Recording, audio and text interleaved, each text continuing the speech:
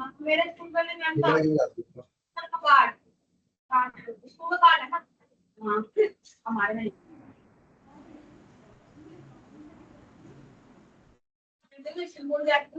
Hello, Vipsa. Yes, sir. Yeah, everything is good now? Yeah, now it's fine. Okay, thank you. Please continue. Yeah, sure.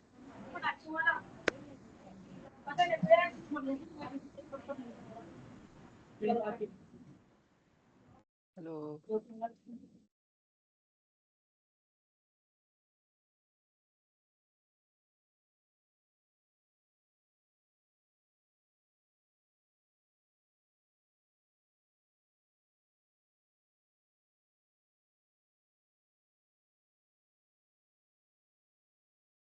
Am I audible to you? Did you people heard what I told? Yes, ma'am. Okay, fine. Let's just wait for five more minutes. Then let others join, and we'll then start out. Fine. Okay, okay, ma'am. Yeah.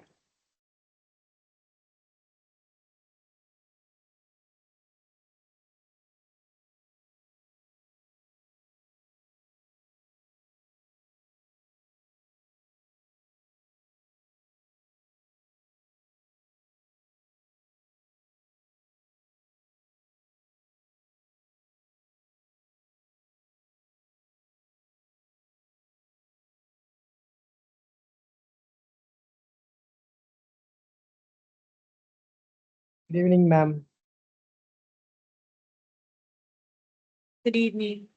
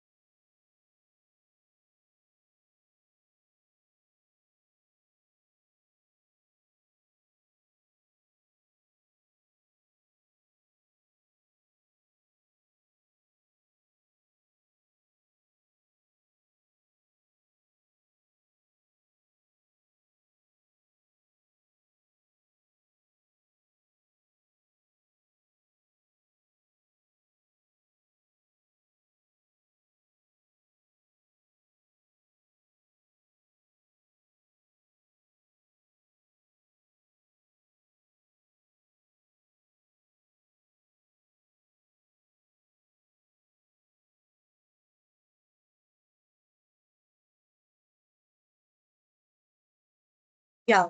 So let's just begin. So the thing is, for this time frame, for just 1 hour, you people have to present the project that you have already prepared. You don't have to create any video. I think these things have already been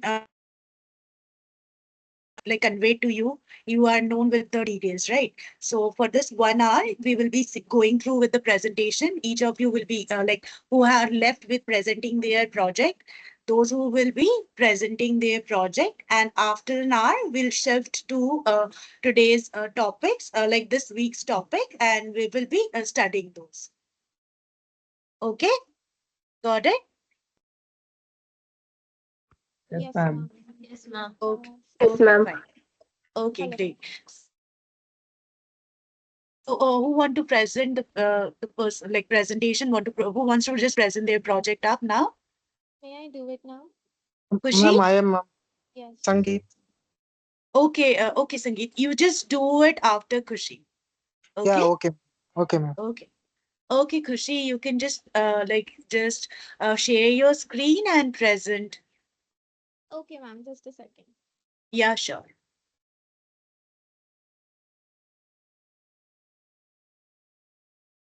Is it visible?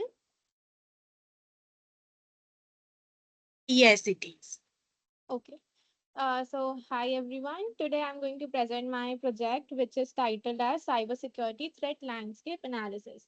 So the problem statement that I have taken is that organization in these industries always struggle to anticipate and prioritize cybersecurity due to lack of visibility into historical data. So my project goal is to identify most vulnerable to attack, which industries are that, what are the attack vectors, and what kind of financial losses, and what kind of how many users have been affected due to this. So let's start.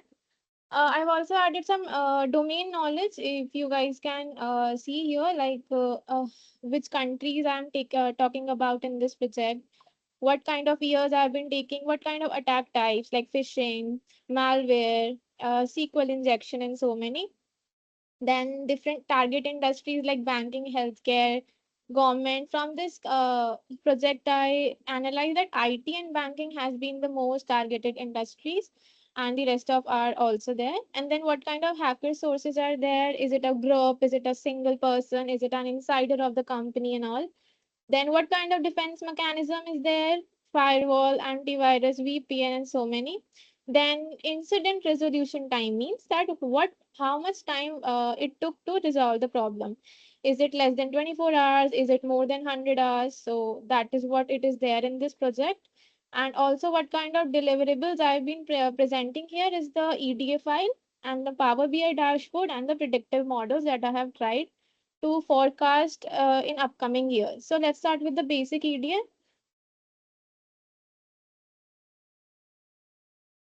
Just a second. Okay. So this is the basic EDA that I have done. So just importing the file and just analyzing that what kind of data it is. So as we can see that there is no null value. So that's a good data. And this code basically is to automate the saving of the visuals. For example, if you can see this visual folder, it contains all the visuals that I have made here. So it's really good. For example, in future, I have to make a report or something. Just have to insert the PNG image and that's it. So it just made my work a little bit easier. So let's come to here again. Okay. Yeah. Now I have done some analysis like what kind of attacks, number of attacks per year happened. So as you can see,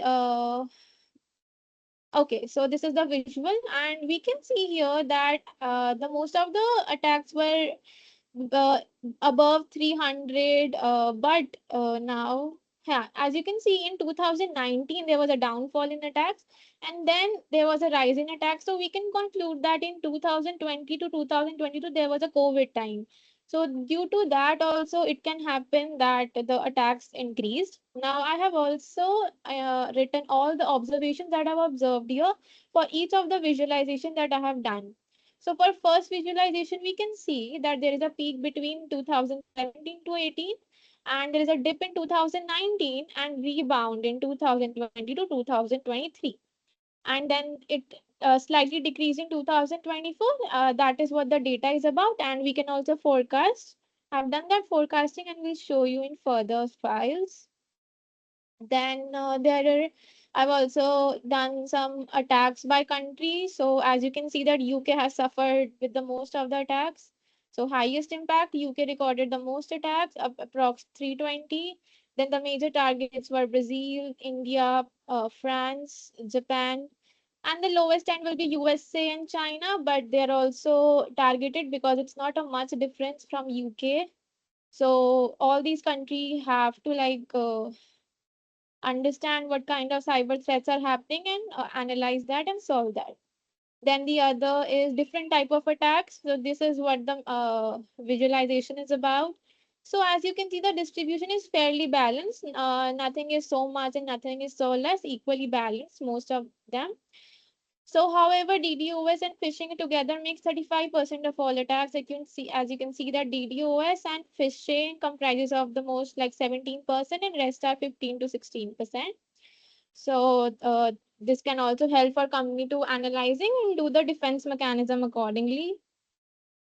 Then the target industries, so as I said that IT industry has suffered a lot, but you can also see that rest of the companies are not much less suffered. They are also suffering. So these also have not to take this lightly. Overall, no sector is safe. Each industry analyzed over 400 attacks, highlighting urgent need to cross-sectoral cybersecurity strategies. So every industry has to cope up with that. Then the total financial loss, as you can see that there was the less financial loss in 2019, but the rest of the year there was almost equal financial loss. As you can see now, if I talk about the observation, 2017 shows the highest spike, meaning the year had the most costly cyber attacks. 2017. Okay, so here you can see that there is the maximum spike that occurred. But as you can see, 2019, there is a sharp dip, meaning, but the loss again climbed. So the loss again climbed in 2020, and then it became a little bit stable and it decreased also a little bit in 2024. Now, financial loss due to different attack types. Now you can see that due to DDoS, there is the maximum financial loss that occurred, and but it is also observed that almost equal it's there. Just some thousands are it's different. So let's talk about the observation. DDoS attacks cause highest average loss of 52 units, indicating they are the most severe financial impact. But as you can see that no single attack is of low risk. All of them have serious financial consequences. So it is has to also look up to it. Then financial loss in different industries.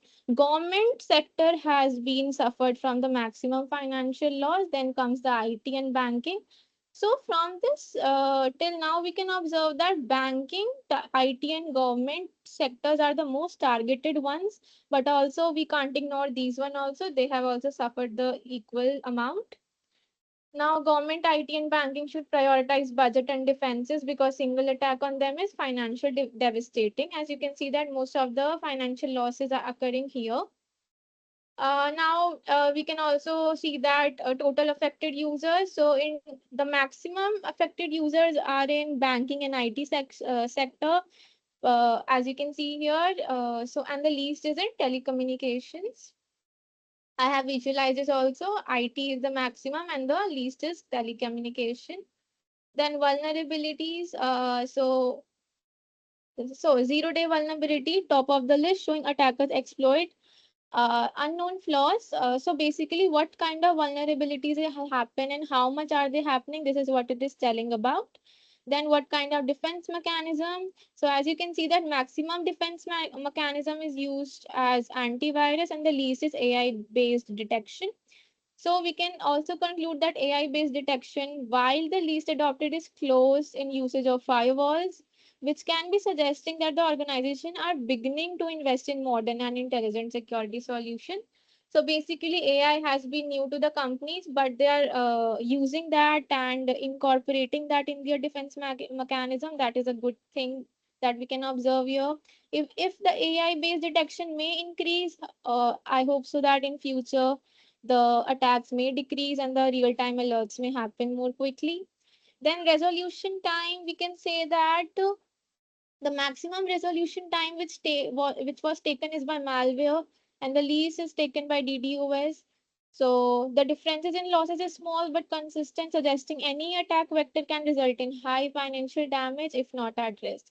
As you can see, it lies between 35 and 37, so the difference is not much, so we can't take any attack lightly.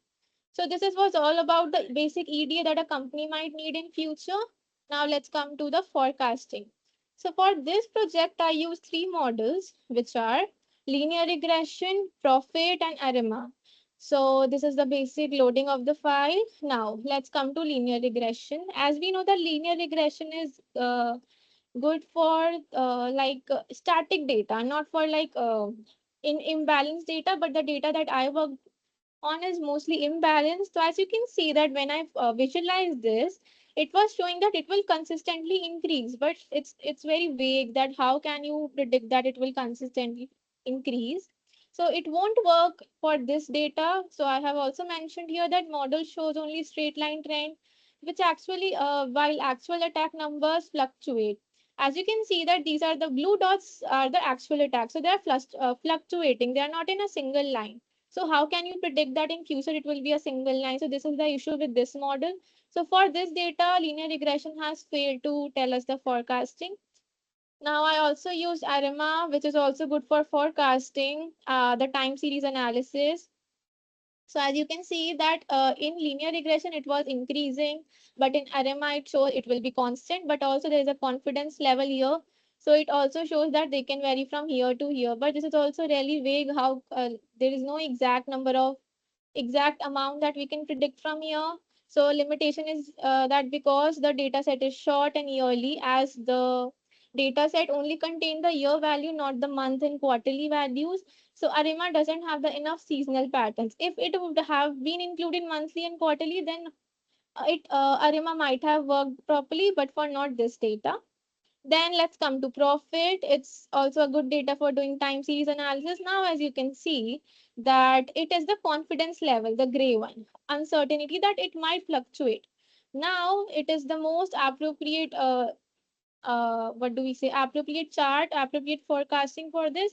As you can see that all the value, the red dots are the actual values, and all the values are lying in the shaded region that the profit has analyzed. So we can say that for this particular data, the profit model worked well.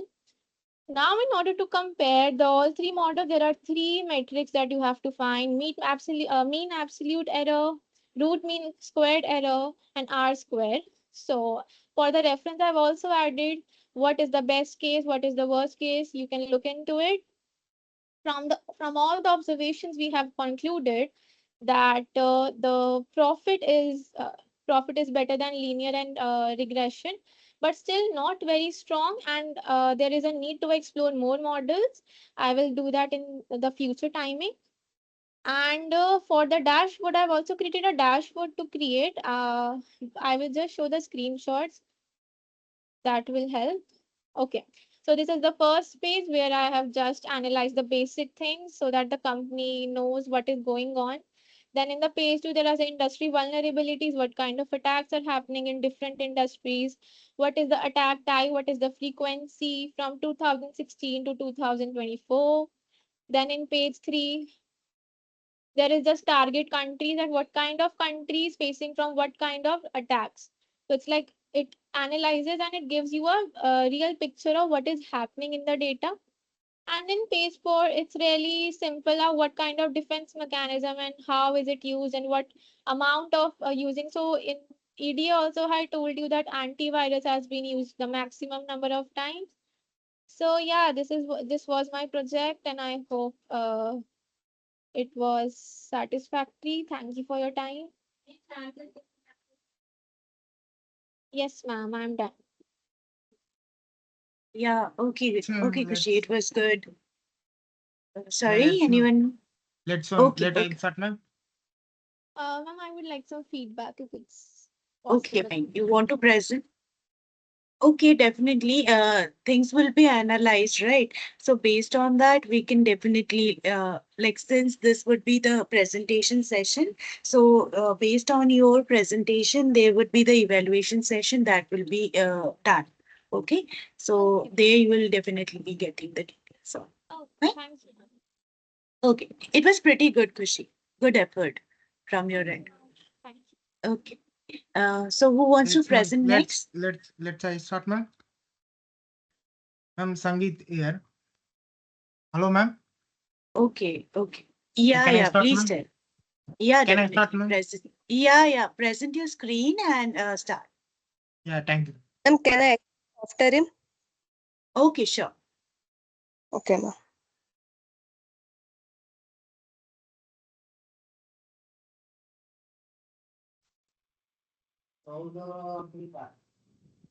Ma'am, it is visible? Yes, it is. Yeah. Good evening to everyone. Before starting the presentation, let me introduce about myself. My name is Sangeet, a recent graduate in Artificial Intelligence and Data Science in Mutyamal Engineering College, Namakkal, Tamil Nadu. During my college, I have done two projects. Uh, the first project name is machine learning by using credit card fraud detection by using machine learning algorithms. This is the project which I have done, and I have faced a lot of issues while handling the project, and I learned a lot of things from that project. The project is based on the credit card fraud detection. In nowadays, the world is facing many scammers problems. All their online frauding, frauds detections, all the things. Before that, I thought that I think that, and I created this project by with the help of my friends. The credit card fraud detection project I used NumPy, SketchLab, MetaLab, and JustBoost models. This project is based on the to protect the fraud detections from the scammers. And I also done another project which is Java based project. It is a student grading system. In that project, we will store all our data, whatever the CGP, what are the things we we are getting. We can store all the data, and we can easily calculate our CGPs, and we save the data and we keep it for future users. Yeah, that's all about me. Thank you for giving me to introduce about myself. And let me start about the presentations. Yeah, my presentation is today about the mini project, bank loan approvals patterns. Nowadays in bank, they are have some criteria to approve the loans. What are the criteria and how to get the loan easily? What are the necessary things are needed to get the loan? Let me talk about that. Okay, we can. My project title is Bank Loan Approval Patterns Analyzing Using NumPy. Okay, and what are the domains? It comes under the domain of financial data analytics. Descriptions about that topic. Okay, bank often faces challenge in detecting whether to approve or reject a loan. Several factors such as gender, income, credit card, and employment status affect loan approvals. This project uses NumPy based to analyze identifies in loan approvals and highlights correlation between financial factors and approval outcomes. What are the goals? What we are going to find and what we are need to approve. To analyze loan approval percentage by income, gender, and credit score, to understand the correlation between applicant attributes and loan approvals. And last, to provide a data-driven mini report for financial decision making. Then fifth step, what are the fifth step? Sample data source. I take sample data source from Kaggle, loan data approval. What are the sample features? Gender, married, application income, credit score. Gender, we know everyone we know, male or female. Married, maybe he is single or he got married. Applicant income, he is a self or he earning, how much he earning or he is may not be earning. So we need to include that one. It is necessary to know the applicant income. for taking loan. And credit card score. Credit card score, many of the peoples may know, if we are taken any loans from other bank, if we are paying that loan in a correct way, our credit score will increase. If we not paying the loan in correct way, or we are making some delays of to pay the loan, then the credit score will get into low and we can't able to get loans. For example, we are taking loan from some of the online platforms and we are not paying that loan, and we will get some credit score into low and we can't able to get other loans. So we need to keep our credit score as much as better to get loan. So loan status, approved or rejected. Lot finally we will see that all these basics, all these things are acceptable, then we can loan will be approved or rejected. We can see the sixth one will be analyze approach using NumPy for percentage of analyzing by gender, average income for approved versus rejected, correlation between credited score and loan status, and heat map style correlation matrix. So we are going to implement the program. Implementation Python with NumPy. We are going to use Python and pandas. We are going to imply NumPy as NP and we are going to imply pandas as PD. So we are going to take mock database as 20 records. Data equal to pandas. PD means pandas. Pandas dot data frame equal to gender. We are going to take gender as NumPy and random choice dot male or female, age 20. Example, we can keep records, how many records we are giving, 20 records. So 20 records. So applicant income, NumPy and random radiant, all these details, and credit card core and all these details, and loan status, approved or rejected, and how many records we are going to. And we are going to convert into arrays. We are convert NumPy's arrays. Gender equal to data equal to gender into dot NumPy. Income data we are going to convert into NumPy, and credit score we are going to convert into NumPy, and loan status we are going to convert it into NumPy arrays. First step, approval by general, that we are going to approve by general. Most of us that in some banks they may give loan for male period. They are more high PRST for male, not for female, because the females maybe he may be in work or he may not be in work, but male are always in work and he will earn some of the money for his family or for his self. So they have some criteria. Some bank may follow some rules, some bank may not be follow some rules. So for first we will take that gender. For general we can use unique genders equal to NumPy equal to unique gender, and for G in unique genders and masks approval loan status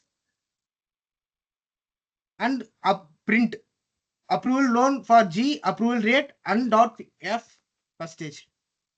For this is for approving gender, and for second is average income, what the person's going to get income. Maybe some person will earn, some person will not earn. So how much income? So we should see the average income of a person who are getting loan. So average income equal to income loan status equal to 1 dot main. Average income equal to result equal to income loan dot s equal to 0 mean.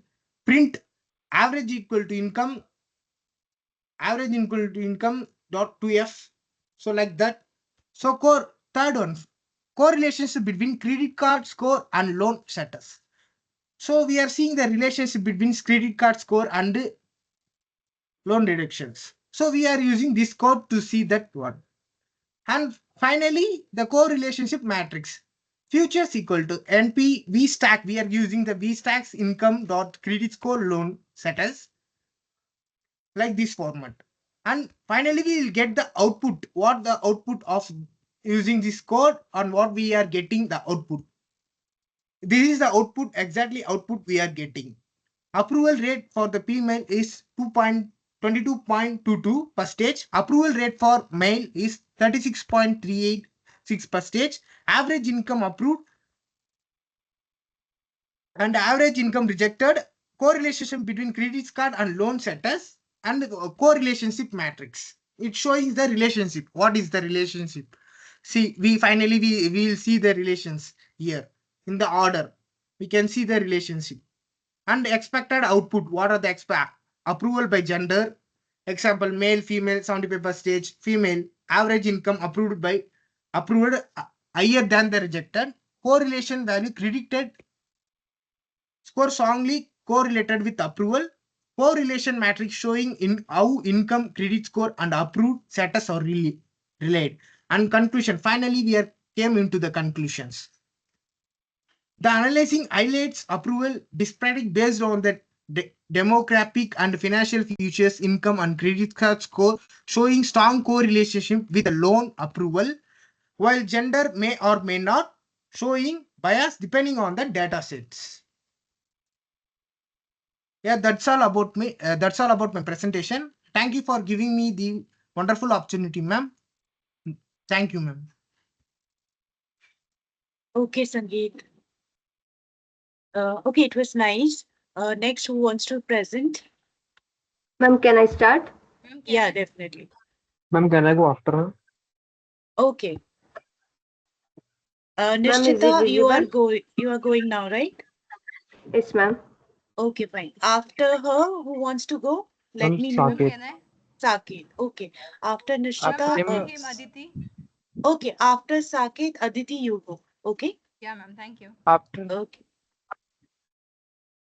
Ma'am, my Okay. screen is visible? Yes, yes, it is visible. You can start. Okay. Good evening, everybody. My name is Nishita from Karnataka. Your voice is breaking, I guess. Olympic medal count by country. It's a exploratory data analysis project. Then start with the problem. Nishchita, your voice is breaking. I'm unable to hear you. Is other people facing the same issue? Like, is her voice audible to Yes, ma'am. others? Yes, ma'am. Yes, ma'am. Not audible, ma'am. Not audible. Okay. Nishchita, can you just hello? Ma'am, now audible? Yes, now it is fine. Yes. Okay. My name is Nishita. My project is Olympic medal count by country. It's an exploratory data analysis project. Let's start with the problem statement. This project analyzes Olympic sports medal data to identify patterns, trends, and country level performance in different sports categories. The goal is to explore the data set, visualize medal counts, and draw meaningful insights into which countries and sports dominate. Your voice is again breaking. I am unable to hear you, Nishchita. See, if you are facing now, any, like sometime it is audible, but most of the time it is not. Can you just check your network once? ma'am, now is it audible? Yeah, now it is fine. Okay, you can go on. Have taken dataset source from Kaggle. The dataset contains historical Olympic data with information about athletes, countries, sports, and medals. This allows us to analyze country performance and medal distribution over the year. Then coming to code, ma'am, this displays the first few rows of the dataset to understand the structure like year, sport, country, medal, athlete. Then one variable plots. In this section, we plot one variable plots by using information from the data set. Next, distribution of ages. Ma'am, can I audible now? Yes, it is audible. Next, age distribution of athletes. It shows a histogram where the x-axis is age of athletes and the y-axis is number of athletes to understand at what age most Olympians compete. Peak participation is usually between 20 to 30 years. Very few athletes are under 15 or above 40. Sports like gymnastics have younger athletes, while sports like shooting have older participants.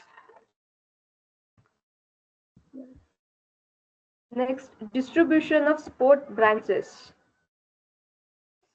Here, it shows a bar chart of how many athletes participated in each sport to compare popularity and representation of sports in the Olympics. Sports like athletes, swimming, gymnastics have the highest participation. The chart highlights which sports dominate Olympic participation. The next, distribution of gender. This chart comparing male versus female athletes to analyze gender participation in Olympics. Historically, more athletes participated than female. Female participation has been increasing steadily, showing progress in gender equality. The next, distribution of heights. It shows histogram of athlete heights to understand the physical build of Olympians. Most athletes fall between 165 to 190 centimeter. Very few athletes are below 150 centimeter or above 210 centimeter. Next, distribution of weight. It shows histogram of athlete weights to analyze body composition trends. Most athletes weigh between 60 to 80 kg. Then coming to two variable plots. In this section, we plot two variable plots by using information from the data set.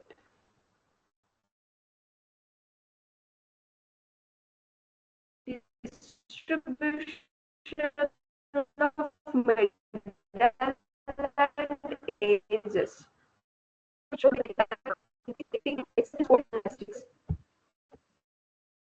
Distribution of Olympic Games over years.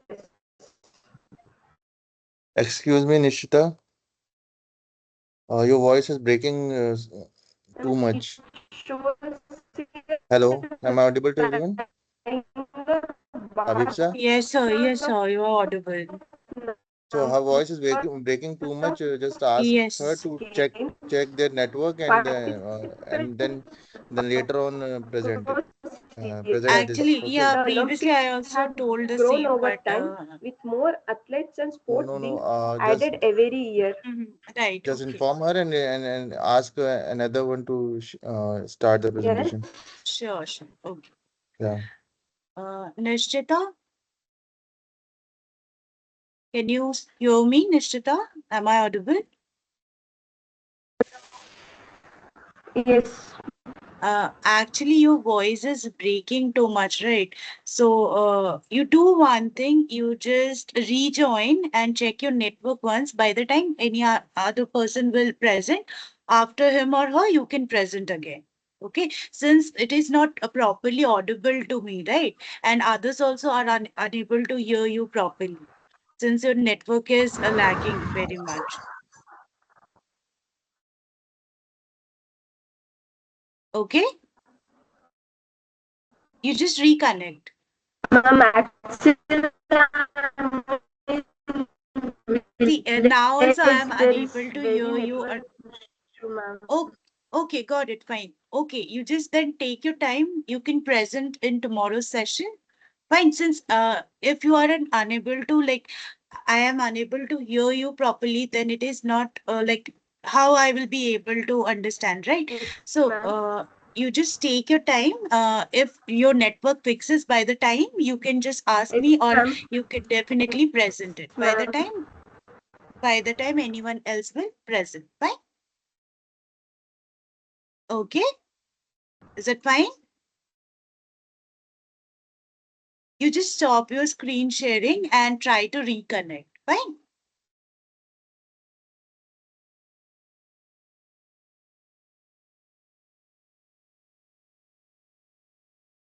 Nishchita, you're there? You just stop your screen sharing and like you can present it later or tomorrow as well. Fine. So who wants to present next? Yes, ma'am, I'll start. Okay, After definitely. him is, can I start, ma'am? Okay, someone else was saying, right, Himanshu? I just Yes, forgot. ma'am, it was me. Okay, okay, Aditi. fine. Aditi, you go then. Then Himanshu, you can go. Fine. Oh. Okay. Yeah, please present. Yes, ma'am.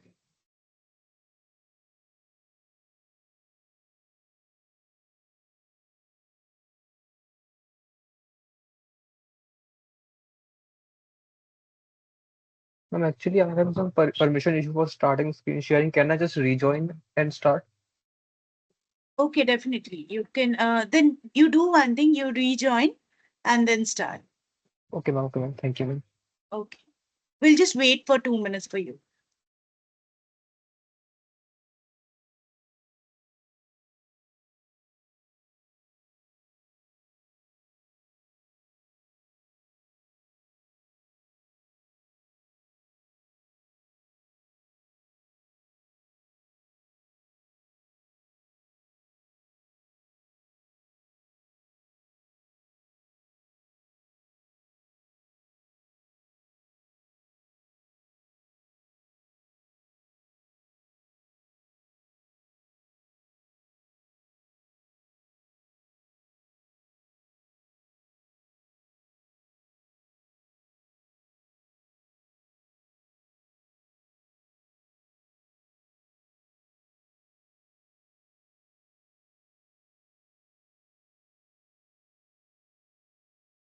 Excuse me, ma'am. Am I audible, ma'am?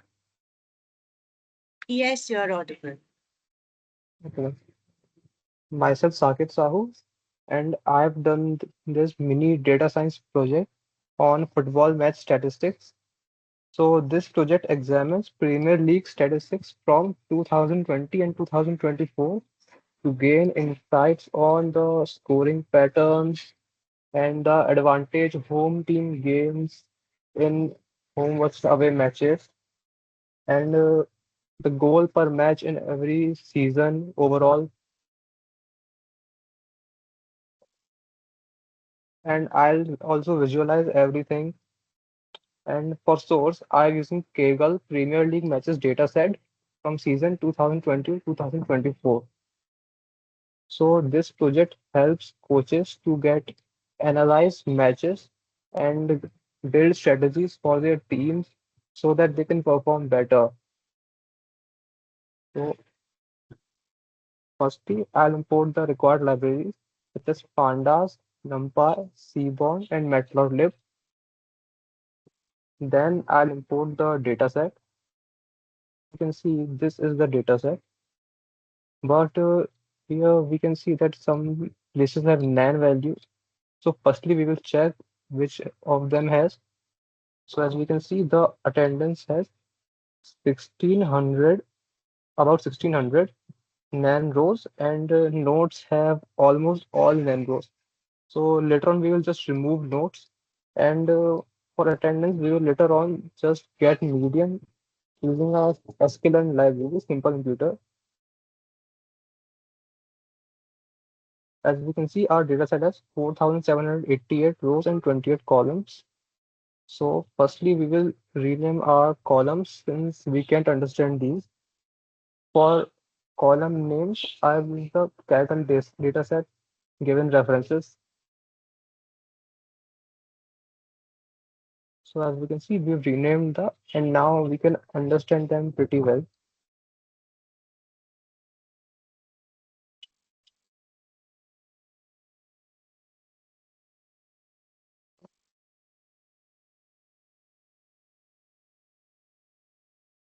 So now we will just drop the unnamed zero and notes column since they are not of any use. And now we will use simple imputer to fill the nan values in attendance. And as you can see, there are no remaining nan values in attendance. So now we'll calculate the total goals, goal difference, and position advantages so that we can plot our data. And as you can see here, this is the goal per match for every season. You can see for 2020 it was 2.72, for 2021 it was 2.69, 2020 was 2.8, and 2024 it's 2.9. Now we will see the goals per match for home and away team. So for home it was 1.44 and for away it was 1.4, which is pretty close. Ma'am, screen will not appear. What? Is there an issue? No, your screen is visible to me and voice is also good. Himanshu, what you are telling about? Ma'am, His screen is not visible to you, then you might have network issue. Okay. Okay, you just reconnect, but like don't stop him in between. It just like distracts him as well, right? Uh, Sanket, you can carry on. No issue. We If start with there is yes, any issue, I will let you know.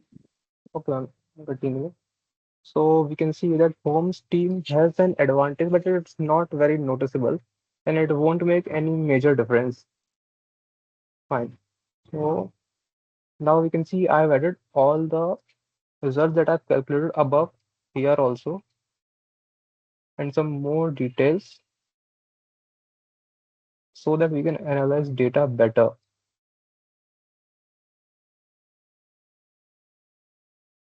Now I've plotted this line chart showing the exact same thing I've told earlier. It's goals per match by season. Here we can see very clearly that the goal per match is increasing gradually, and it shows us that competition is increasing, and the players are also getting better since the goals per match is increasing and more goals are happening. Okay. So here we can see very clearly that home versus away goals per match is pretty equal. It's just only a minor difference.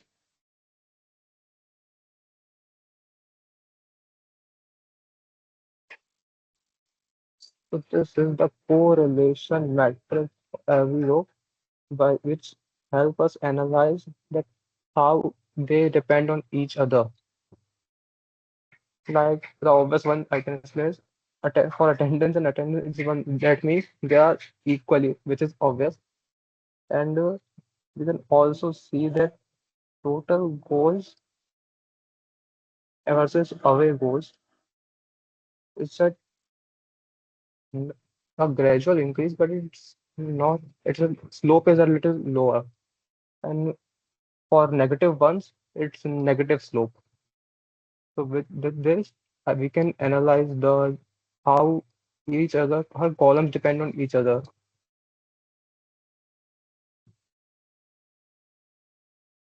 So this is the line chart for possession advantages and higher possession side. So you can see as the possession advantage increases, the win rate also increases, which should also be pretty obvious since the which team has ball most of the time will surely have an advantage against the team with lesser times. And then we can see pretty clearly that as the possession advantage increases, the win rate increases drastically. And that is it for my project. Here I have imported all the graphs and tables so that we can see it locally, and I've imported them in my GitHub repository too, like this and this. Also, the limitation of my project is that it only analyzes Premier League data, but we can definitely scale it to higher standards if we have more data. So we can analyze better. And this is the key finding. Goals per match ranged from 2.69 to 2.99, and home team averages versus away is 1.45 versus 1.41. And the higher position side won 46% versus 39% when we were near. Thank you for seeing my analysis, and this concludes our analysis. I'm done, ma'am. Thank you. Okay, Saket. Ma'am, Fine.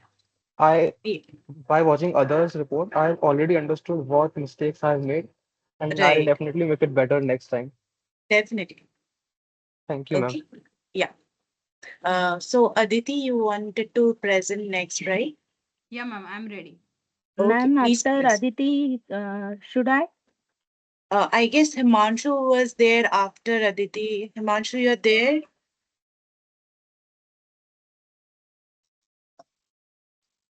Yes, ma'am. You want to present after Aditi? Yes, ma'am. Yes, ma'am. I am ready. Okay. Okay, fine, fine. After Aditi, you will present, fine? Then Okay, you ma'am. can present. Okay? Okay, okay, Okay, ma'am. ma'am. Okay. Aditi, you can present. Yes, ma'am, thank you.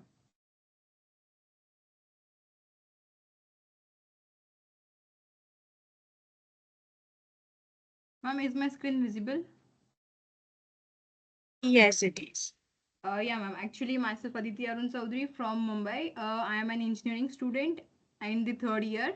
I am in the field of artificial intelligence and data science. So, in my project, basically, I have done the my theory means the detailed part in my separate file, and I have done the project separately. So first we will see what is my overview of the project. The title I have selected for this project is phishing website detection using machine learning, and it is the main objective of this project was to identify whether a given website is legitimate or a phishing website by using machine learning models.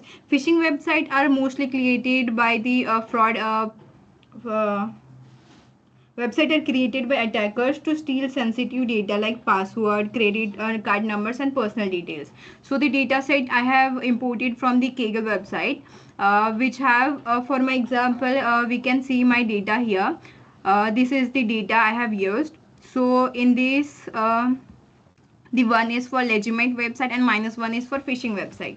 So the methodology I have followed is the data cleaning, which will remove the duplicates and missing values, and the second is the EDA process, which will count plots and heat maps, and in third I have done 80% of training and 20% of testing. And model training I have used like random forest, XGBoost, and the evaluation was accuracy, precision, recall, F1 score, confusion metrics. The visualization is world cloud, feature importance, ROC AUC curve, which will you will see in my output of my code. And the model comparison I have done for three models, and the result is 92% of accuracy, logistic regression accuracy, and the random forest accuracy was 95%. XGBoost, which is the best model in my project, it have 97% accuracy. And the visualization I have mentioned before, I have the visualization of world cloud, feature importance, ROC curve, which will help us understand what is the phishing website is actually and which is different from logistic ones. And the visualization I have count plot, heat map, word clouds, ROC curve, feature important plot, which is the top 15 strongest indicator for phishing detection.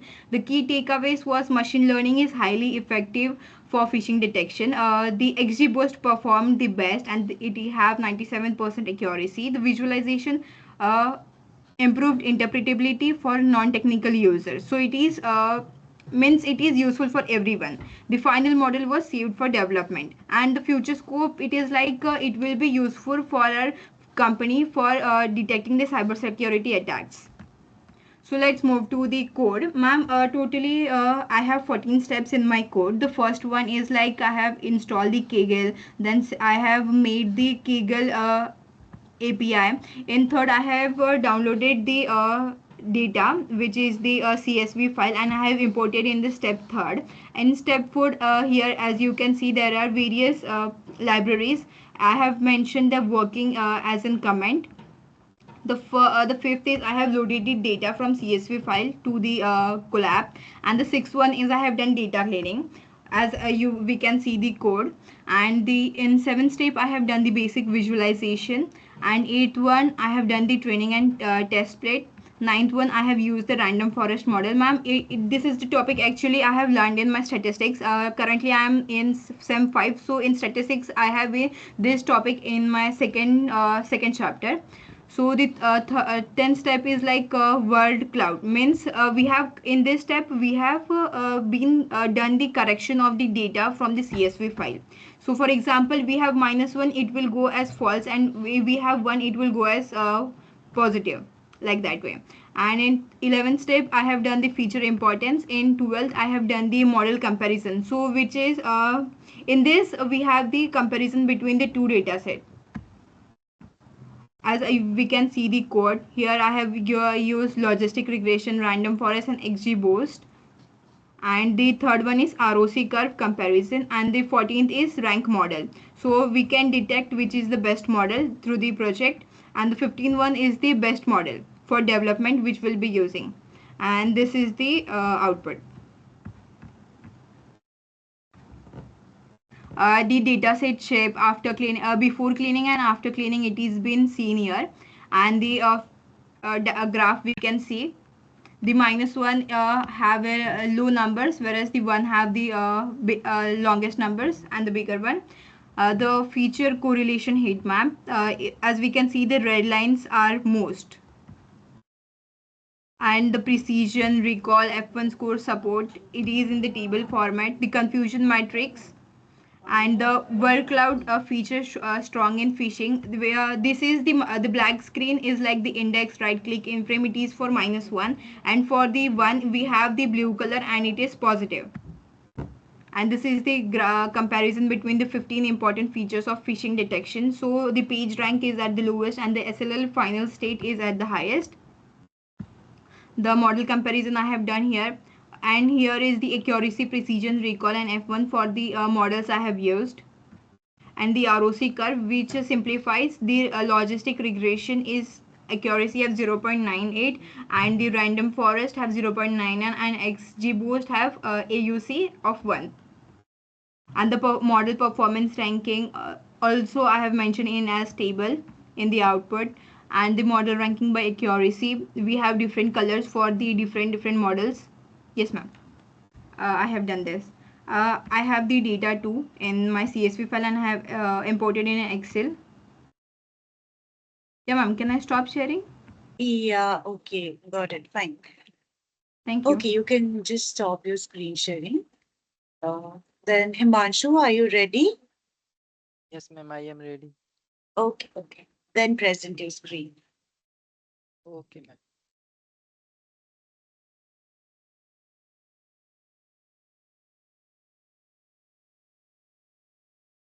So, good evening, everyone. My name is Himanshu Shake, and I will today present my project Cybersecurity 10 by Sectors. This project was developed as part of practical work during my internship on analyzing and visualizing pattern in cyber attacks across different industries. The project purpose of this is analyzing cyber attack data and find useful insights. Especially, I wanted to identify which sector are most vulnerable. So all see in my screen.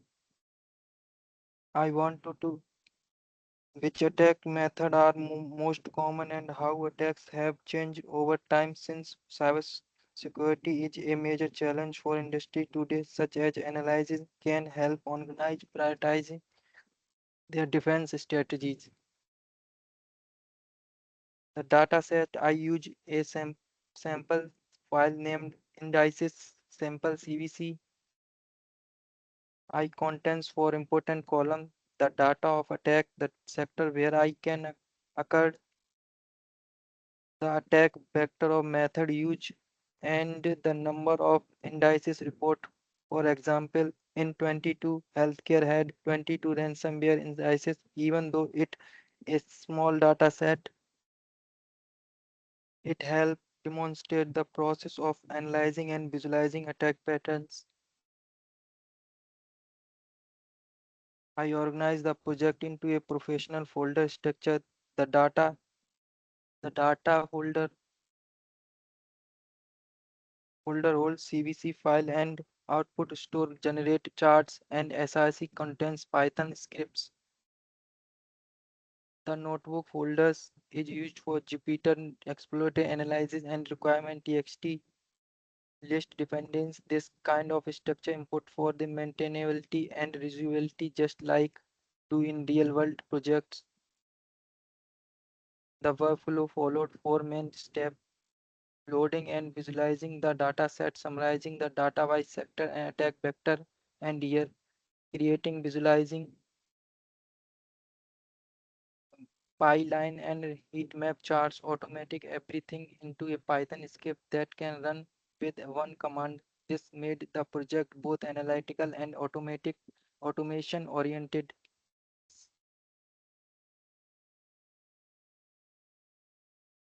This chart shows This chart shows the total of the indices per industry sector. From this visualization, we can clearly see that finance, healthcare, and IT sector most targeted. This insight help understanding which industry are facing the highest risk. The pie chart analyze the pie chart analyze distribution of attack vectors. It shows that phishing and ransomware are the most common type of cybersecurity attacks, followed by malware and DDoS attacks. This indicates where organized need to focus their awareness training and defense mechanism. This line this line chart represent the yearly trend by the cybersecurity between 2080 and 2024.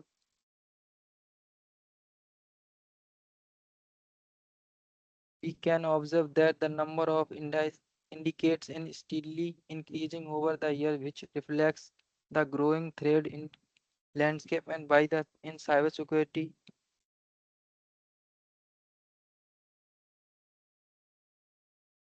This heat map is across analysis of sector and attack vector. For example, healthcare is most affected by ransomware. Finance it is dominated by the phishing attacks, and IT often deals with malware such as insights.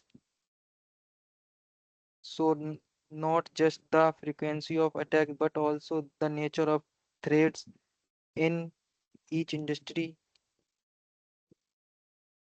To make the analysis repeatable, I automated the process in a script named analyze.py.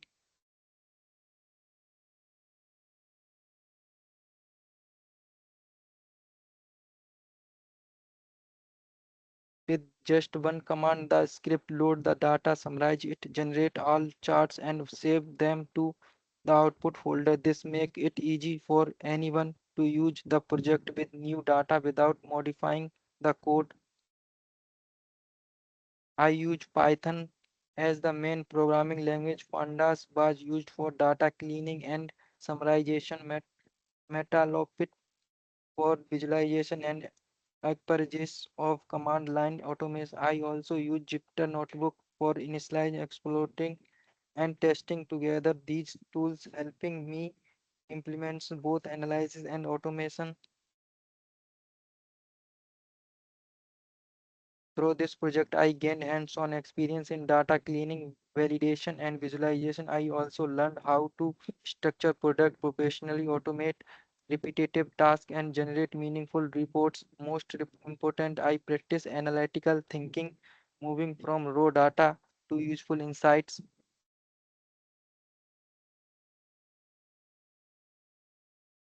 In conclusion, this project successfully analyzed sector-wise cyber attack trends, created meaningful insight through charts, automated the report process. It helped me strengthen my Python automation and data visualization skills, all of which are highly relevant in my career. So thank you. So I can make this project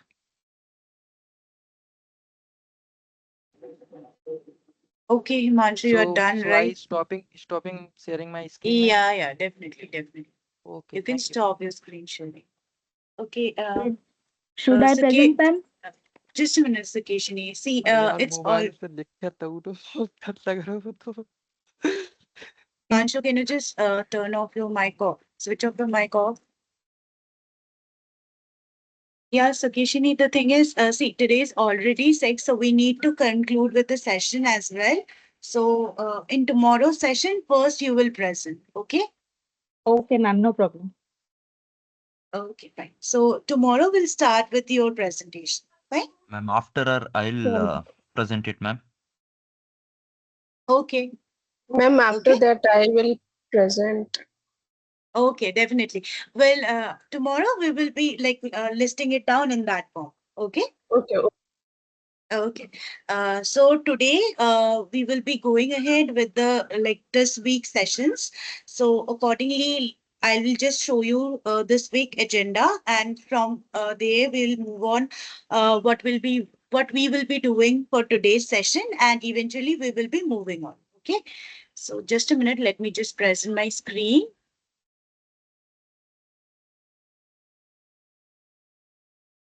Is it visible to you people? My screen is visible, guys? No, ma'am. Not visible? Okay, okay, just a minute. Is it visible now? Yes, ma'am, visible. Yes, ma'am. Yes, ma'am. Yes, It's ma'am. visible now. Okay, fine, got it, fine. yes So, ma'am, it is so visible. okay, fine. So let me just show you this week agenda, what we will be doing this week. So this week we will be mainly focusing on data visualization and pre-processing. Okay, so we'll see in the theory part what are the steps, in what way we can do the data cleaning, we can handle missing values, go through how the outliers are, feature scaling, encoding, decoding, transformation, and how we are actually doing the visualization. This we will be covering in the theory part this week. And eventually we will be doing a detailed EDA project, and we'll see where we can where we can go through and how we can go through with the details. And eventually you'll be given with this week project to work. Fine? Clear? Excuse me, ma'am. Yes. There is only your name. It's A and G is showing in the picture. Like Okay. I can't see your screen. Others, are you facing the same issue? No, ma'am, we can see your No, screen. No, ma'am. ma'am. Ma'am, it No, is ma'am. It's visible. clear. No, ma'am, I can see Okay. your screen. Okay, fine. Then you just check your network once. Okay. I guess there might be an issue with your network. Fine? Okay, ma'am. I will rejoin this. Yeah, definitely. You can rejoin. Okay. Fine. So for today, we will be starting off, and we will be seeing what are the position or the what are the cases we can do the pre-processing part, and eventually we will move in. And for today, we will be briefly seeing how we can work with the missing data, handle missing data, how we can go through with the details. That part, the initial stages, we will be seeing accordingly in today's session. Fine? Clear, guys? Yes, ma'am. Okay, fine. Great. So, first, the thing is, what are the pre-processing steps that we actually need to follow when we are presenting or going ahead for a proper in details project? Since some of you have gone ahead and done a details of the project, like you have also made a done the model. You have gone ahead with 3 models, some of you, and gone ahead with the like exploratory part, and all of this some of you have done, right? So before that, what are the all of the necessary pre-processing step that we exactly need to follow before we go ahead, go ahead with the model building and model training part? Okay, because there are certain cases or certain incident we do face that we are very excited based on the model building part. right? So we just skip some of the step in case of pre-processing. What are the, like, we just work with that imbalanced data only. Whatever we got, that data only we are working. But it is very much necessary to clean your data first, to pre-process your data. So we will be seeing through what are the steps, what we can do to just do the pre-processing step, and that will also affect our model training. That will also give a better result in terms of accuracy, if you can think of, or any of the metrics on which you are judging your model's performance, that will also improve based on your pre-processing steps. So it is a very vital step. Okay. So mainly in case of this pre-processing, this step we generally divided into two parts. First is the pre-processing and the data visualization part. In case of data visualization part, that comes under EDA, that is exploratory data analysis, that we generally do. But before that, basically, when we start a project in terms of coding, what we need to do? First, we need to import our libraries and also the data on which we are working. If it is a CSV file, we need to import that CSV file. That is the basic first thing that we need to do. Eventually, we need to move on and we need to know our data, like how our data is, what are the basic steps, that raw data, like before pre-processing, how our data is, what are the rows and columns available, what are the features that that data set is containing, like how the datas are, is there any missing values, is there any duplicate values, is there any other kind of values like null values are present, that we need to check it on first in case of that raw data. After that, we need to like do some data wrangling technique, like we need to handle those missing datas, we need to handle those duplicate datas, we need to treat and detect and treat our outliers, how it is, then we need to do the scaling and normalization. Like this also we will be explaining, like in we will be learning in details. After our data is ready, then only we can jump off to model training, model identification, model training. Even we can't go ahead with hypothesis testing before our data is not clear. Like it is not pre-processed. After our we have a pre-processed data, then only if we in our, like if our project demands like that, or if we want to do it like that, like we want to go ahead with hypothesis testing, after our pre-processing step is done, then only we can go for hypothesis testing, then other parts. Clear, guys? Yes, ma'am. Yes, Yes, ma'am. ma'am. Okay, Yes, okay. ma'am. Okay, got it. Fine. So first, the pre-processing step, that we have to know our data. So we can just discuss, since you people have already done the project. You let me know, like in case of knowing our data, what are the steps? One by one, you can tell,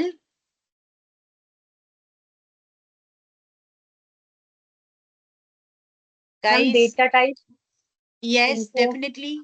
yeah, Next, the maximum count, mean, etc. Describe.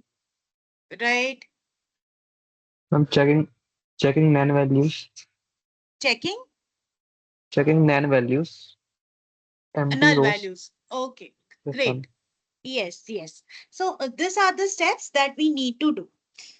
So basically what we are doing, like we first, in case of knowing our data, first in the raw data itself, we need to know like the columns, the features, and the rows. Rows are the records and the columns are the features. Okay. So we need to see how they are, like how they are like elaborately confined in, and how they are structured. Right.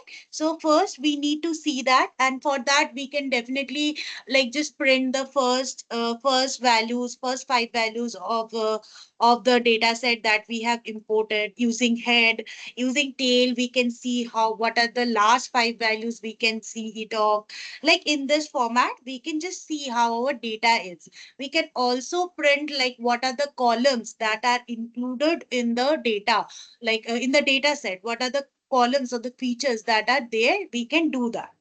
Then the next step after knowing our data, what we need to do, we need to like remove the duplicates.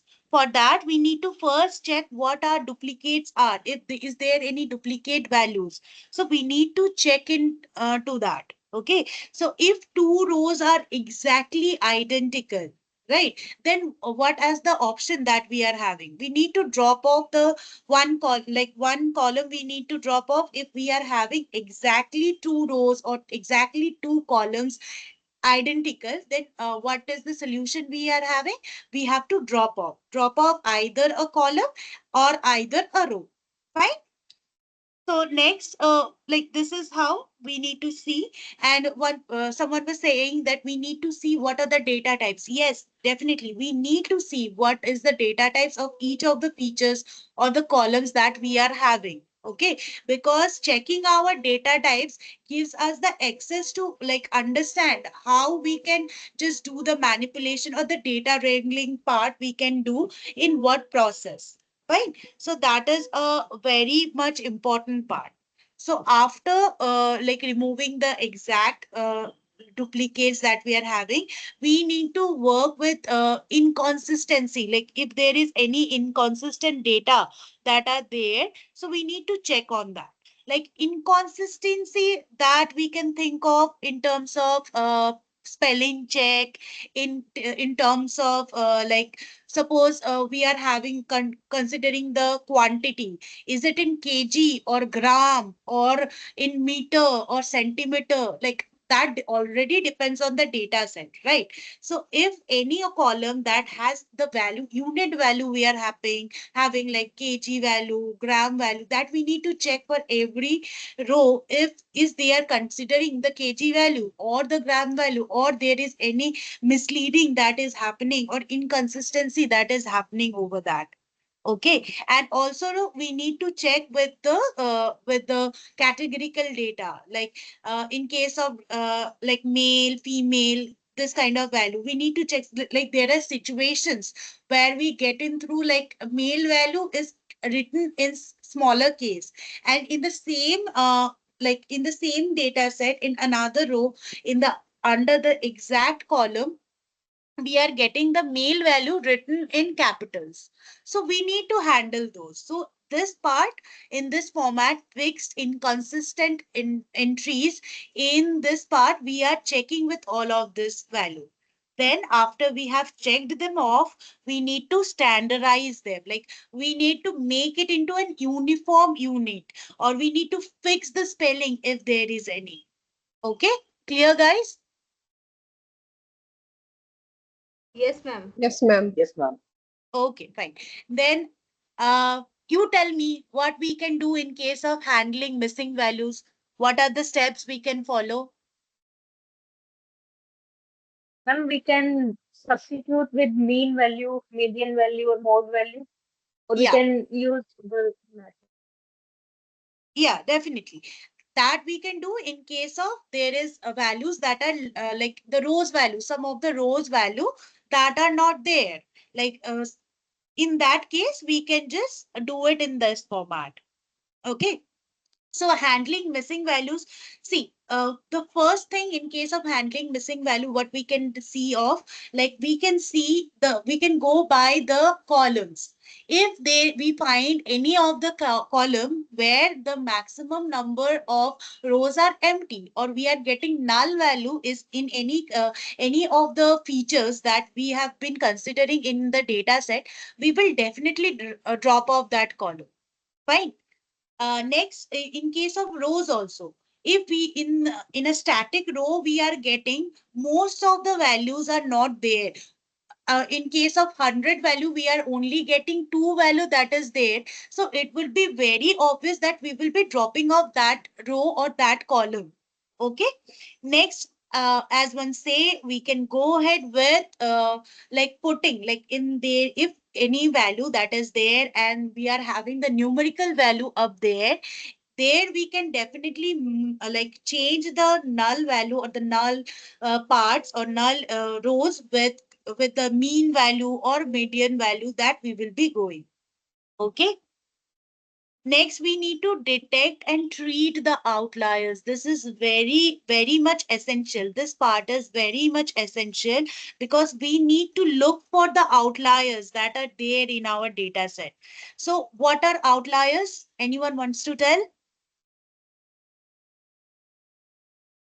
And the Yeah. so The one records that outlier are follow different trend Okay. yeah different ones, Okay. be but the on the other Or scale. something which act 1 to 100 differently and from other outliers data. are around. Okay. Okay. Got it. It Fine. can show the difference between the data, like Okay. when we plot the graph, it show the how differently the data it's plotting or displaying, Right. kind of. Okay. Yeah. So, what other things we can do in case of outlier detection? What are the other ways where we can detect that here we are having outliers? Anyone? Using Using box box plots. plot. Yeah, Using definitely. box Box plot. plot. Definitely. Box plot, scatter plot, in both the visualization, we do get to spot them. Okay. So, what we are generally doing in case of detecting and treating outliers, first, we are like seeing of what are outliers. Outliers, as it is been said, like it is the value that is, while in case of visualization we are seeing the values that are far from the datas that we are exactly like most datas we are getting in one section and some are of the datas we are getting that are far apart. Okay, so example in case of 1 to 10, we are putting the values in the visualization chart and we got a value that is put into 20. So that is not following the same trend. So this value that is 20 we have counted off, that value is considered as outlier.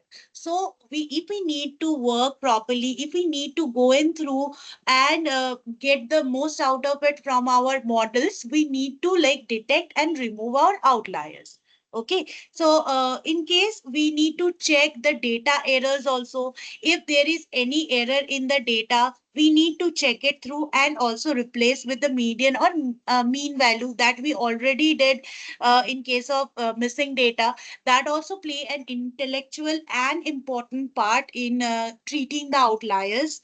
And next, the most basic part in case of detecting is basically the visualization. While we are visualizing our data in case of box plot or scattered plot, we get to spot them. We get to spot them. So once we spotted them, our duty is to just, if possible, if it is like taken into count, we need to just remove those outliers.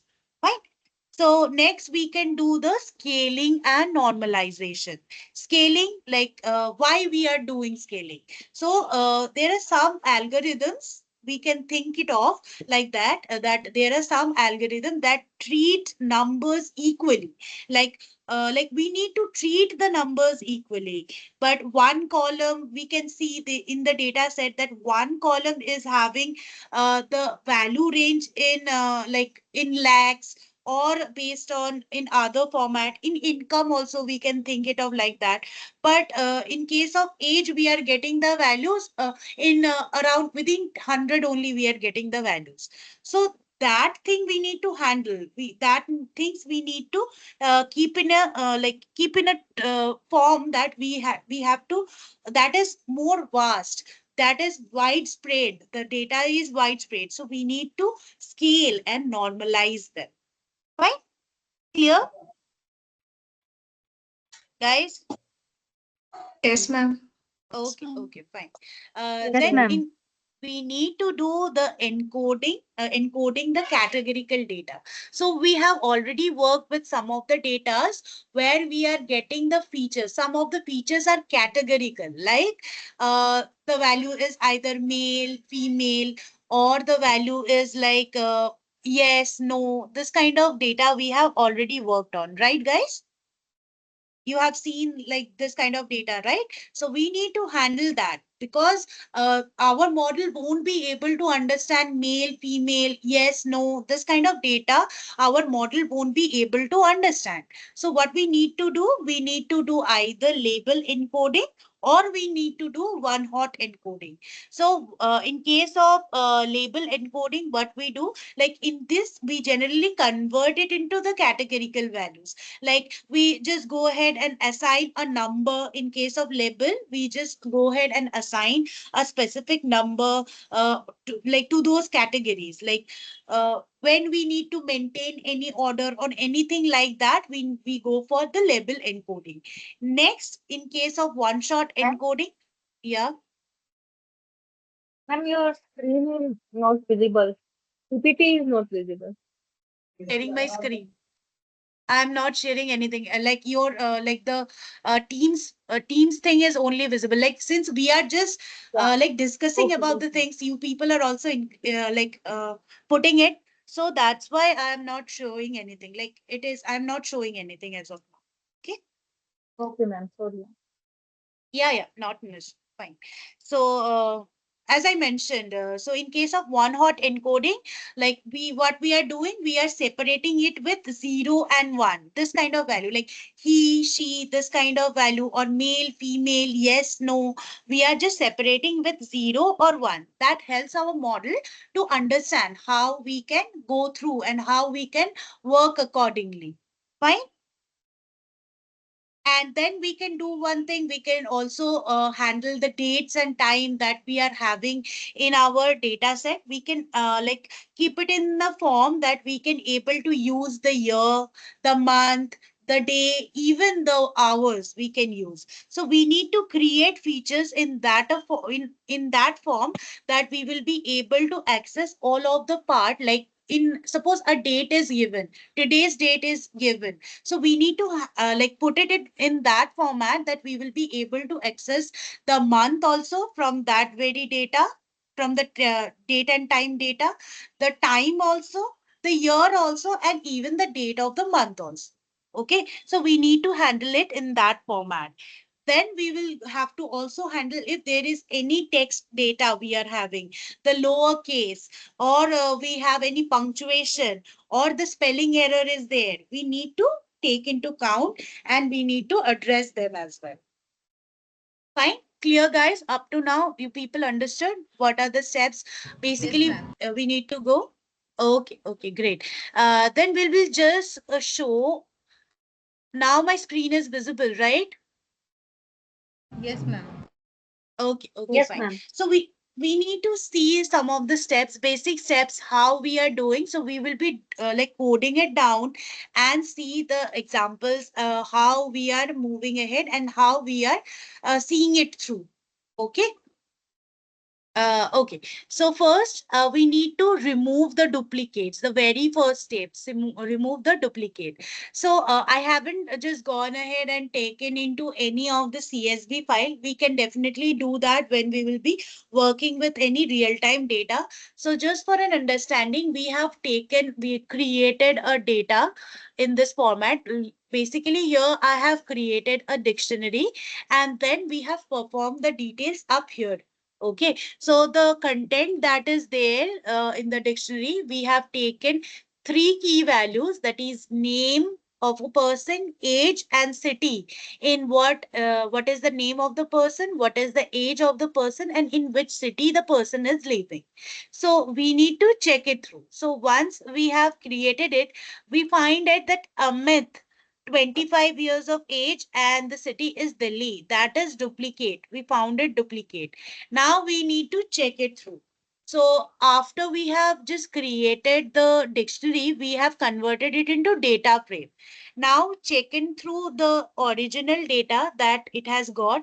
And now we have to go for duplicate, like remove the duplicate. So we will be going with the function, inbuilt function drop underscore duplicate to get the values clear.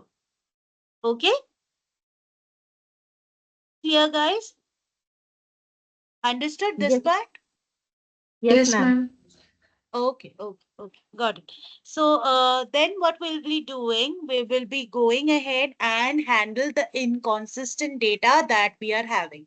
Suppose we are having inconsistent data. So what inconsistent data mean? So suppose in the city feature or the city column, we are having the value that is Delhi, but it is different in spelling in every row that we are iterating over. Okay, so we need to fix that. We need to handle this inconsistency. So we will keep the value as this, that is DELHI. We want to keep it like this. We don't want to make it into smaller case or capital case or uppercase. We don't want to put it. So we will be keeping it like that. So we will be doing in this format, like under the city column, under the city, what data we are getting, that we will be considering, and we will be treating it in this format. So after treating it, we got it that both the cases, Delhi and Delhi, the values like the cases have changed, and in what form we have we wanted it, that we have got. Okay. So now we need to check if there is any null value. See, like if under any of the values, so this is the values we are taking off. Then name we are considering, some of the names of the person we are considering. Then in case of age, we have got for Amit, we have got 25 years of age. Ria, there is no age. Age is not mentioned up here. So we need to see that here the age value is not there. So we need to treat it. How we are treating it, that is very much needed. So we are just calculating it, like summing it down, how we are creating it. And we are seeing that we are not getting any values after treating it. We are not getting any values. So this is already there, that since we are not getting any of the missing values, so we are good to go. If there is any missing value, then we need to treat it by the ways that we have discussed. Either if it is a numeric value, then we need to go on and put it with any of the mean value or median value based on the criteria or needed formations. Okay.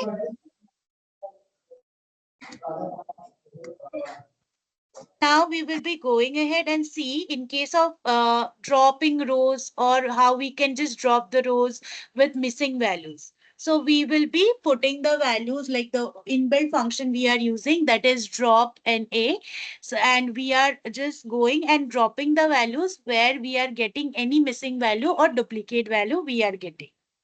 Okay. And if there is any specific value there I need to go, then we will be handling it in this format. Okay. And as mentioned, we can treat it with any of the values with mean, median, mode. So this is how we will be treating it over. Okay. And next, outliers.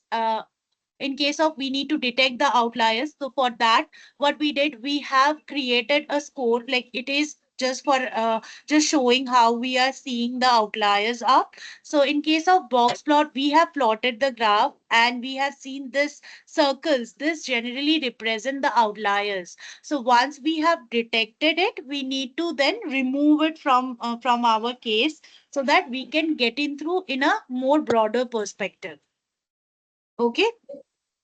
Then we need to remove the outliers using IQR, interquartile range. So quartile things you people understood, right? The data that is of 25% of the data, 50% of the data, then 75% of the data. This kind of data is when we will be getting we need to treat that well. So we need to treat how to how to go ahead and how can we do like remove it in terms of IQR, that is interquartile range. How can we do it? Okay, understood, guys? Yes, ma'am. Yes, ma'am. Okay, okay, fine. Got it. So what we are doing it, we have already created the list. We need to convert the list that we already have. We need to convert this into the data frame. because without converting it into data frame, we won't be able to understand, right? So what are the quartiles? Quartiles, interquartiles mean in between the quartiles. Okay, quartiles are the, like, we are well accustomed with three quartiles, that is Q1, that is 20 percentile of the data that actually we are having. Q2, that represent the 50% of the data that we are getting in through, and 75%, that is 75% of the whole quartile range. Okay, so Q1, that is 25 percentile, that is the value which is below the 25%. Okay, so IQR, that is interquartile range, is, okay, just a minute. Okay. So in IQR, that is interquartile range, that is basically Q3, that is 75% of the data minus Q1. Okay, so outliers are defined as the values that we are generally getting in this zone, and they are far away from the position that we are getting. Okay, so in this range, we need to set a boundary up. Okay, for lower bound, we are getting it. See, this is how we are creating the boundary. So for lower bound, we are doing Q1, that is the lower bound values, that is values or the data that we are getting under 25% of the data. That value we are just subtracting with 1.5 into the interquartile, that is interquartile, it is Q1 value minus Q3 value, that we are doing. Okay, so after doing this, we are doing the setting the boundary for lower and uppercase. We are just adding the value. So this is creating the upper and lower bounds. That based on that, we are just filtering the normal values. Values between this range are being considered up here. Okay, so we are just doing it that, and then we are just removing the outliers based on this. Okay, so suppose in case of any age we are having, we are considering the age. So age data, we are having the value about 120 and 150. So they are inexpensible, like we are not getting it through. We are like people with like age 120 150 are not in this zone. Like nowadays people generally live up to 60 70, not more than that, right? So that range is invalid for the whole data. So we are just removing those. Okay. So this is how we are just going and preparing it up. Okay. Now we can just see how we can, in any case, if we have to go ahead and just read the data, and then we need to follow what details we need to follow it up. Okay. So first, as we are starting with the program, the very first thing that we need to do, that is we need to import the libraries. Right. So here basically in any of the case when we need to do the pre-processing, first we need to go for pandas, because we need to call the value like the CSV file. We need to read the CSV file. For that, pandas is necessary, and NumPy also, to treating with any of the mathematical operation, we would be needing that. Right. So we have gone ahead with pandas, NumPy. Then we need to treat the scalar, like the pre-processing. Generally, we have gone ahead and think of like what we need to do. We need to do the standardization. We need to do the scaling, normalization, scaling we need to do. We need to do the encoding part. So there are already pre-trained available libraries that are there for pre-processing. We just need to call them, and rest of the things will be taken care of in that format, right? So basically what we did, we have gone ahead, we have taken the data, like imported the libraries.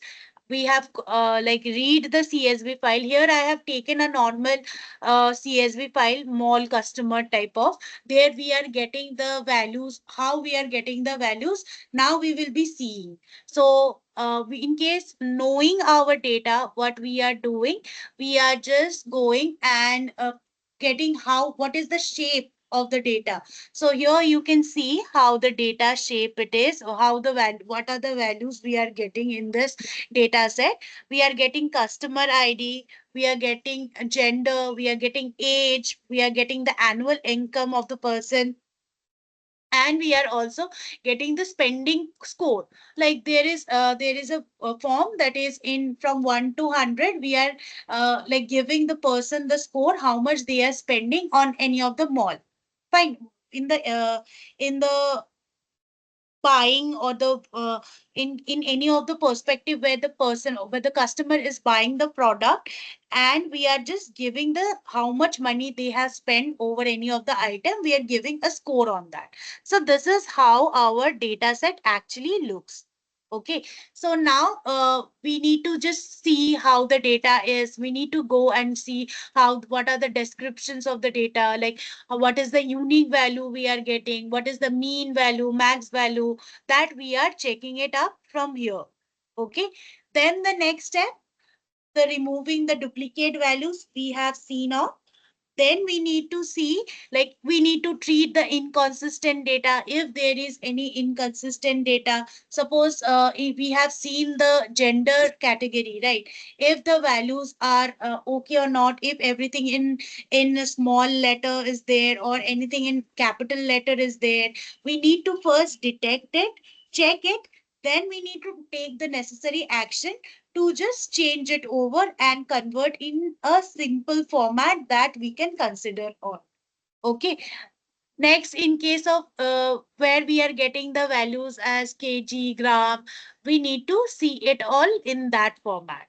Then I discussed about handling missing values, what we can do. We can see how many missing values per column we are getting. If the value is very high, then we need to drop off the value. If in any of the columns we are getting the value, the missing value number is more than 50% of the data that is actually there, then we need to drop that value off. Okay. And in case of that, if we are having a section and we need to, we have the categorization, or we can just fill that value, we do have the like liberty to fill that value. We can do it with any of the mean, max, this kind of value we can definitely do. Okay, then treating the outliers, we now only we discussed about IQR, interquartile range. We can just treat and detect the outliers. Then we can just check off like what are the outliers in that range we are getting. We can remove it off. And then finally, we are doing the scaling and normalization. Like we need to scale the value so that the scaling is there appropriately, so that each of the column, the range we are getting in a standard variation. Okay, not like the value is too high for one column and the value is too low for any other column. We need to make it standardized so that it is easily understandable. Okay. And the one hot encoding also we did basically to like go through and understand the categorical data. Okay. Clear up to this? Clear, guys?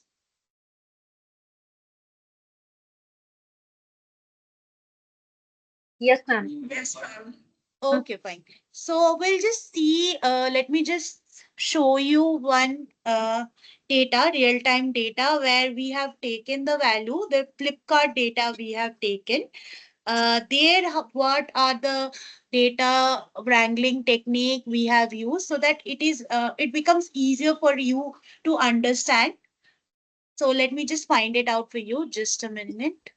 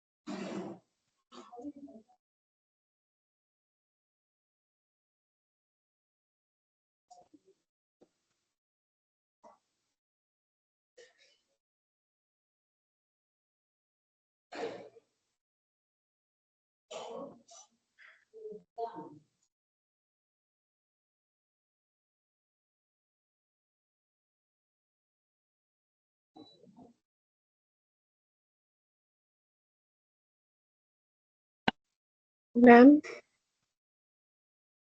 hello, ma'am. Yeah, tell. Ma'am, can we have this collab file? Like, if we are missing something, that's why. Which collab file you're talking of? Ma'am, you are which you are explaining for the study. Okay. See, I don't know if there is any possibility to share. I will do that. Uh, else you can, you will be getting the recording, right? From there also you can access it. Okay. Okay, okay. Uh, So my screen is visible to you, right? Yes, ma'am. Okay, okay, fine. So yeah, this is the data. This is actually the project. So this is a Flipkart project basically. So here I have basically used the real-time data from Flipkart, and we have to do this is a CSAT project, you can think it of. Okay.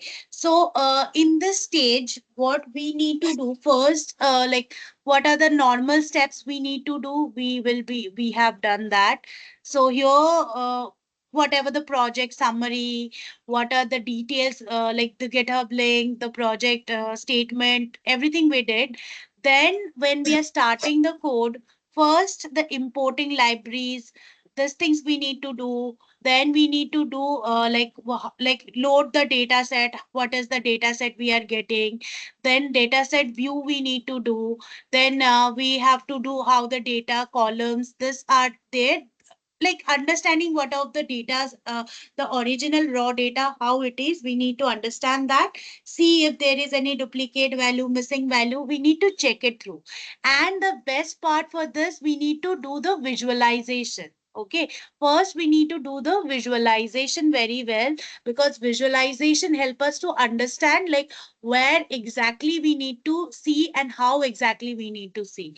And in case of EDA, we have done some of the EDA. Now, or before EDA also, we need to perform the data wrangling code, basically. Data wrangling part we need to do. So for this data, we have first, see, what we have done, we have just got done with the first thing that we need to to the space, white space that we already have in case of the columns that we already have, that we need to check in through. See, if we need to strip off the white space that we are already having. Okay, so this is the first step we have done in this data set. Since it is a real-time data set, I am just showing you this. Based on that, if any other data set you are getting in through, you can see what are the major steps that is necessary to do for that. So this pre-processing step or the data wrangling will depend based on the data that we are actually having. Okay, so then what we did, we have to convert the date columns to date time format, because the date we are having, we need to convert it into date and time. We for this we can see this, all these four columns, or all those four features, we are getting the date time format. So we need to change it, because suppose there is some of the EDA process where we need to check according to months, then we will be not considering the date based on the dates. We need to consider only the months, or based on the year, we need to consider that. So in that form, we need to convert the date columns into date time format. Okay. And then we need to do like here for this 95% missing values, while I have considered for this, things didn't work accordingly. Since that counted, I have got one column for this. where 95% of the column was not available, like 90%, 95% of the value was not available. But I need to keep that value because that comes with a very important criteria and that affect the whole data set. So I need to keep that. But in your case, you have to check it if any value, any unimportant column you are getting there, you have to drop it off. Okay. Next, we need to handle the missing value. How we can do it? We need to, in case of numerical value that we are getting, we need to convert it into the median value, like change the value in any of the value numerical row, like column we are getting. There we are getting any of the numeric value that we need to change it with the median value. And if we are getting with any of the categorical value, we can change it with mode based on the, obviously, again, based on the data set and the columns that we are getting. Next, what we need to do, that convert the object column into the categorical column.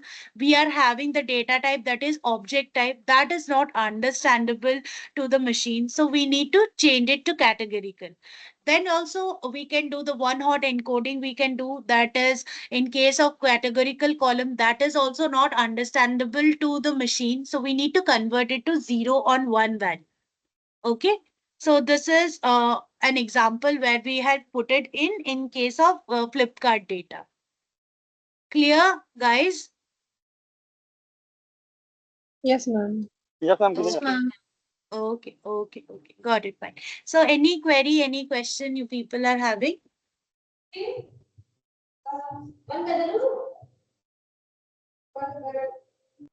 Ma'am, Any? Yeah. ma'am, can we practice this data cleaning and all with the current mini project that we have? Yeah, definitely. I guess you people have been given with a PDF file, right? There, many of the project has been there. Many of the Yes, ma'am. project has been given. So I guess you people have with any of, right? So if you need to practice, there are other sources also. You can take into any other project, work on any other project. There you can do the pre-processing. What are the necessary steps you can do? See, first, one thing you can do, first the normal steps you do, what the missing data handling and this you take into count, and after that if you want to go for model training you can do it and see the accuracy. Okay, and then again work on the same data and do another level of pre-processing, like those processing like missing and mishandling the data, like one hot encoding. This part are very common, this you will be doing. Then you go one step ahead. If there is any, like try and find out if any other pre-processing step you can do, then do that and again train the model. Then you will definitely see the level of accuracy there is, giving the difference. The same model will give the different accuracy level. Okay, so you can definitely practice based on that. Okay, ma'am. Thank Okay. you. Okay. Yeah. So anything else you have to ask?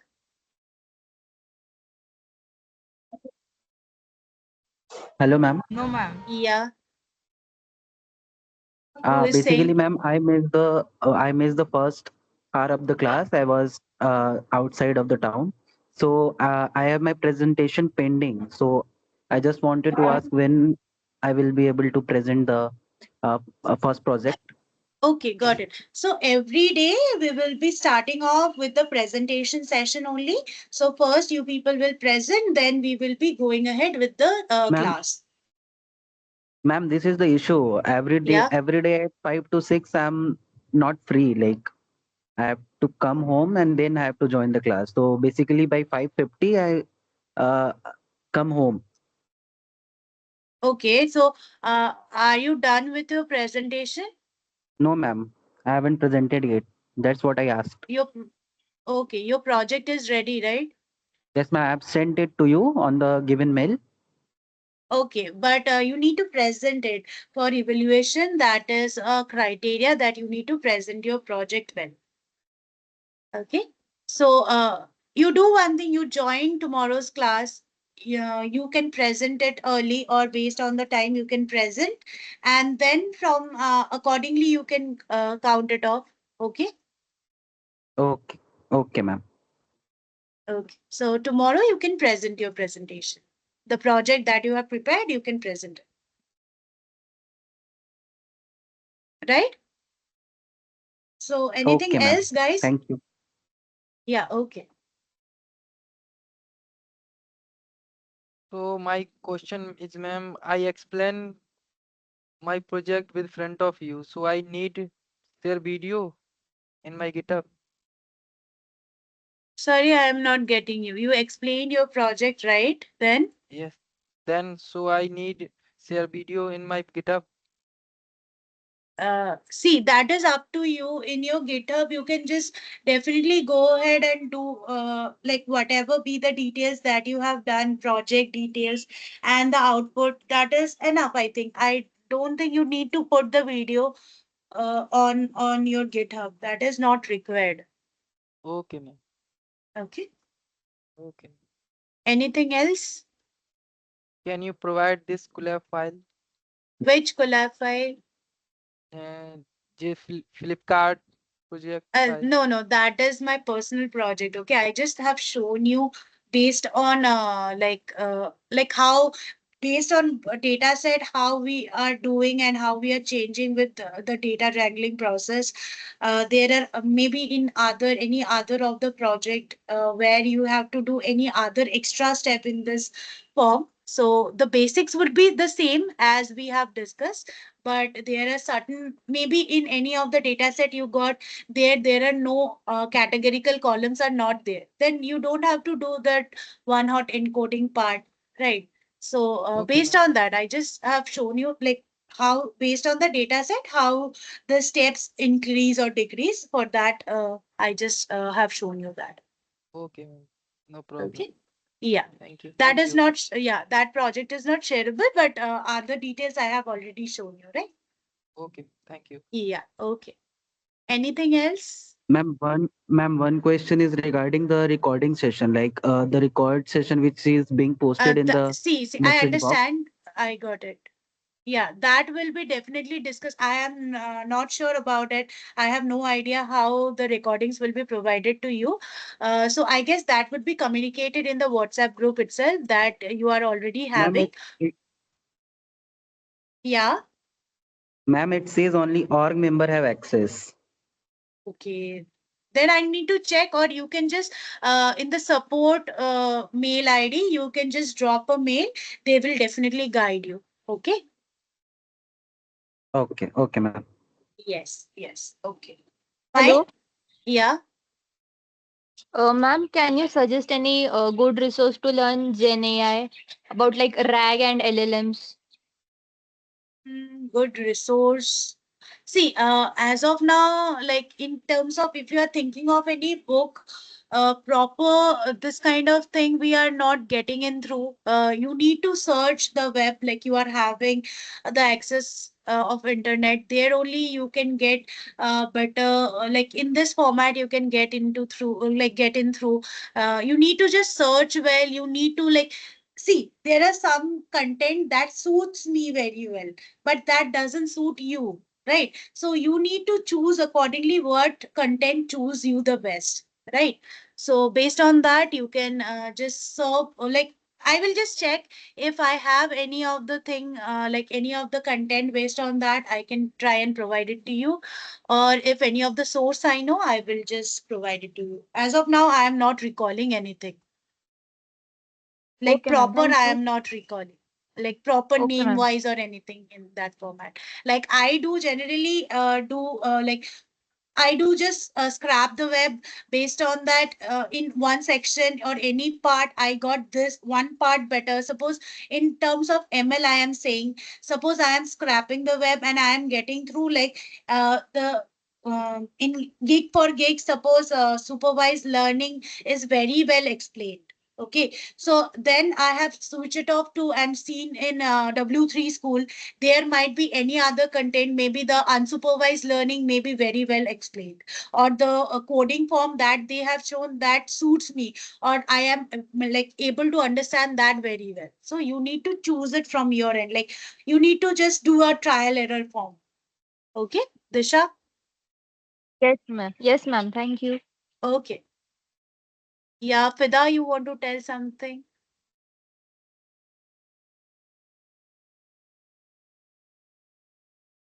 Anyone? Anything? Okay, then we can just wrap up our today's session here. We'll meet tomorrow again and definitely we'll finish the rest part and we'll definitely move on to build a EDA project from scratch. We will be writing the code here in the Google Colab file. You people also can do like with me and we will be like learning it together, studying it together and implementing it together. Fine? Clear, Yes, guys? ma'am. Yes, Yeah. ma'am. Yes, ma'am. Okay. Okay. Okay. Fine. Bye, Yes, ma'am. guys. Then. Bye. Thank you, ma'am. Bye for today. We'll Bye, meet ma'am. tomorrow. Thank Bye. you, Bye, ma'am. Bye. ma'am. Thank you. Bye bye.